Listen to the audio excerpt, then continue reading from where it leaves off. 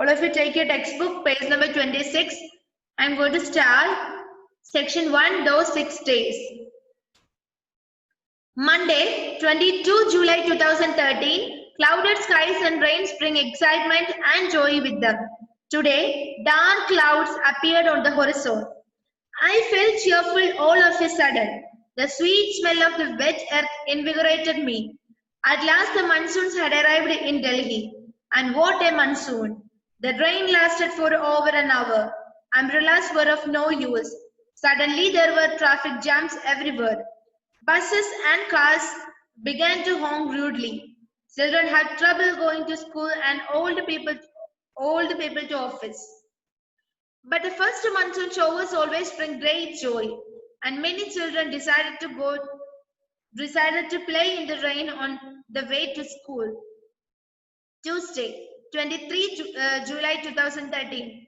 I went for my music lessons. I sat down with the other students to sing songs to welcome the first showers of rain. Sweet lilting music filled the air. The soft patter of raindrops on the windows and a cool breeze added to the charm of the atmosphere. Music can be very soothing and give one solace and peace. When I pick up my sitar and sing sweet melodies, I forgot all my worries and feel at peace. Wednesday, 24 July 2013. My family decided to take a holiday and visit my grandparents who stay on the farm in Shimla. We wanted to enjoy the rain drizzling over the trees, which is hard to experience in the midst of all the pollution and crowds that fill Delhi today. On our way, we crossed many villages. The grass on the hill was still a pale yellowish green tinged with brown. But the monsoon would soon change it into a deep green. We saw women gracefully swinging by with pitchers perfectly balanced on their heads. അതുവരെയായിരുന്നു കഴിഞ്ഞ ക്ലാസ്സിൽ discuss ചെയ്തിരുന്നത്. Okay, ഓർമ്മയുണ്ടോ? നിങ്ങൾ ഉണ്ടായിരുന്നു എടുക്കുന്ന സമയം? Okay. On the way we stopped the car. അവരങ്ങനെ എങ്ങോട്ടേക്ക് പോവാണ്?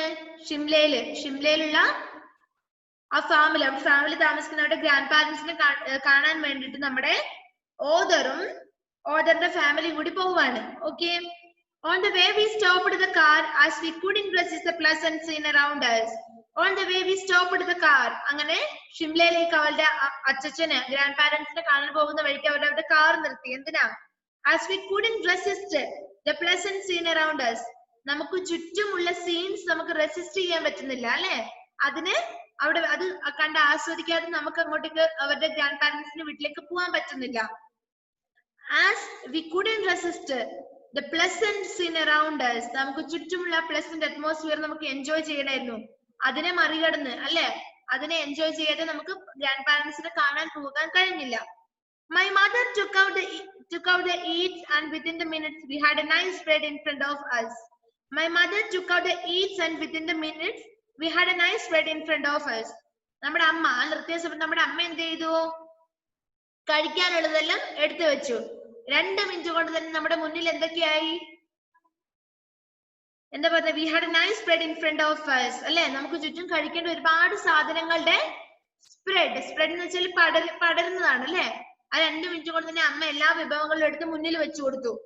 We enjoyed sandwiches and fruits and played on the lush green grass. We enjoyed sandwiches and fruits. എന്തൊക്കെ കഴിച്ചത്? സാൻഡ്വിച്ചും ഫ്രൂട്ട്സും കഴിച്ചു, അല്ലെ? പിന്നെ and we played on the lush green grass. പിന്നെ നമ്മൾ എന്ത് ചെയ്തു? We played. എവിടെ? നമ്മൾ കളിച്ചു. എവിടെ കളിച്ചു? We played on the lush green grass. ആ സമൃദ്ധമായ പച്ച ഗ്രീൻ ഗ്രാസ്, അല്ലെ? ആ പച്ചപ്പില് നമ്മൾ കളിച്ചു. ആ ഗ്രീൻ ഗ്രാസില്.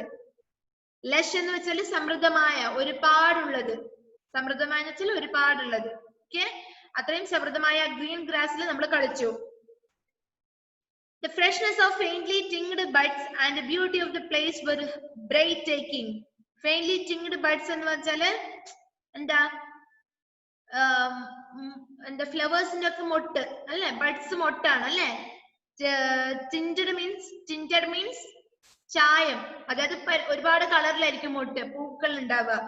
ഫെയിൻലി മീൻസ് നിറം മങ്ങിയ എന്നാണ് ഇവിടെ കൊടുത്തിരിക്കുന്നത്. ഓക്കെ, മൊട്ട് എങ്ങനെയായിരിക്കും? വിടർന്നു വരുമ്പല്ലേ അതിന് കളർ കൂടുക. നമ്മുടെ പൂക്കൾക്ക് കളർ കൂടുന്നത് വിടർന്നു വരുമ്പോൾ സ്ഥലല്ലേ. അപ്പൊ അങ്ങനെയുള്ള ആ ബഡ്സും and the beauty of the place, ആ പ്ലേസിന്റെ ആ സ്ഥലത്തിന്റെ ഭംഗിയും എങ്ങനെയുള്ളതായിരുന്നു പറഞ്ഞത്? The faintly tinted buds and the beauty of the place were breathtaking. Means what? Breathtaking, അത്യാകർഷണീയമായിരുന്നു അല്ലേ? Breathtaking means അത്യാകർഷണീയം. Breathtaking, അത്യാകർഷണീയമായിരുന്നു. ഇനി നെക്സ്റ്റ് നോക്കുക. Thursday 25 July 2013. Thursday ഒരു വ്യാഴാഴ്ചയായിരുന്നു, July 25 2013. അതിന്റെ പിറ്റേ ദിവസം അല്ലെ, നമ്മൾ ലാസ്റ്റ് പറഞ്ഞ Wednesday 24 July 2013 ആയിരുന്നു. ഇനി അടുത്ത ദിവസത്തെ തന്നെ എന്ത്? Thursday 25 July 2013. അവിടെ എന്തൊക്കെയാ കൂട്ടി എഴുതിയിരിക്കുന്നത് നോക്കാം. We reached the farm and more delights awaited us there. എന്താ? We reached the farm. അങ്ങനെ നമ്മൾ എവിടെ എത്തി? ഷിംലയിലുള്ള ആ ഫാമിൽ എത്തിച്ചേർന്നു. Reached means എത്തിച്ചേരുക. We reached the farm and more delights awaited us there. Delights means what? Delights എന്ന് പറഞ്ഞാൽ എന്താ? ആഹ്ലാദമാണ്, സന്തോഷമാണ് അല്ലെ. ഒരുപാട് സന്തോഷം നമ്മൾ അവിടെയും കാത്തിരിക്കുന്നുണ്ടായിരുന്നു. Awaited us there, നമ്മളെ കാത്തു നിൽക്കുന്നുണ്ടായിരുന്നു അവിടെ. ഒരുപാട് സന്തോഷം അല്ലെ. More delights awaited us there. ഒരുപാട് സന്തോഷം നമ്മൾ അവിടെയും കാത്തിരിക്കുന്നുണ്ടായിരുന്നു. Trees were laden with the fruits in the orchard. Orchard എന്താ? Orchard എന്ന് വെച്ചാൽ എന്താ?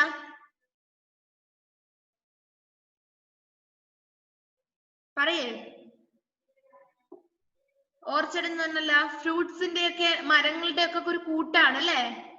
അല്ലെ, ഇപ്പൊ ഫോറസ്റ്റ് പറയുന്ന പോലെ തന്നെ ഓർച്ചഡ് എന്താണ്?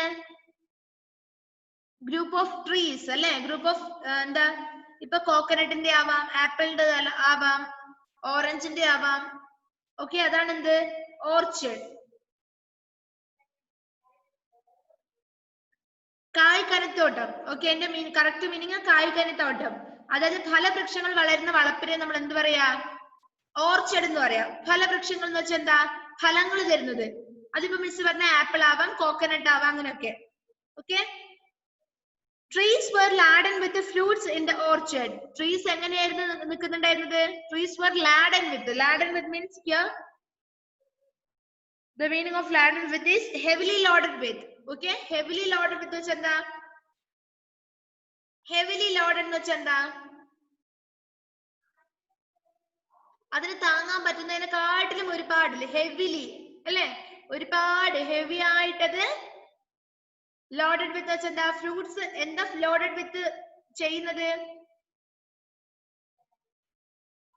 നോക്ക. Trees were laden with the fruits in the orchard. ഓർച്ചർഡിലെ ട്രീസ് എന്താ? That was heavily loaded with. The trees were heavily loaded with fruits in the orchard. Okay, ഒരുപാട് എന്താ ഫലങ്ങള് നിറഞ്ഞു നിൽക്കുന്നുണ്ടായിരുന്നു ആ ട്രീസിന്. My grandparents were very happy to see us.